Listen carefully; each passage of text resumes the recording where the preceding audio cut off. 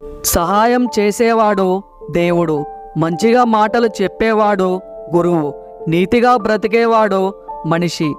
జీవితంలో ఏదీ శాశ్వతం కాదు.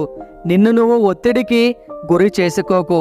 ఎంతటి గడ్డు పరిస్థితి అయినా సరే మారక తప్పదు. ప్రేమ మాటల్లో కాదు, చేతల్లో ఉంటుంది. సుఖంగా ఉండాలంటే కోపాన్ని చంపకో.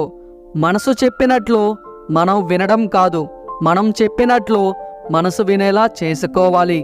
ఆనందంగా ఉండేవారు తమ దగ్గర ఉన్నదాని గురించి మాత్రమే ఆలోచిస్తూ, ఆనందంగా లేనివారు తమ దగ్గర లేని వాటి గురించి మాత్రమే ఆలోచిస్తారు.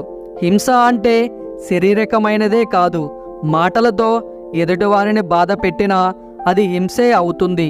1000 కోరికలను తీర్చుకోవడం కంటే ఒక్క కోరికను జయించడంలోనే ఆనందం. మనం చేసే మంచి పనులైనా చెడు పనులైనా నీడలా మనల్ని వెంటాడుతూనే ఉంటాయి. పగతో కూడిన ఆలోచనలు లేనివారు ఖచ్చితంగా శాంతిని పొందుతారు. నీ జీవితాన్ని ఎవరితోనూ పోల్చుకోకు.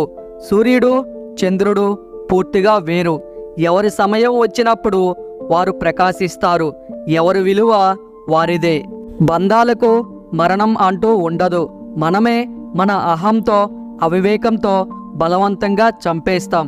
శరీరానికి మరణం ఒక్కసారి మాత్రమే, కానీ మనసుకు తప్పు చేసిన ప్రతిసారి. వేలాది వ్యర్థ మాటలు వినడం కన్నా శాంతిని కాంతిని ప్రసాదించే ఒక మంచి మాట చాలు.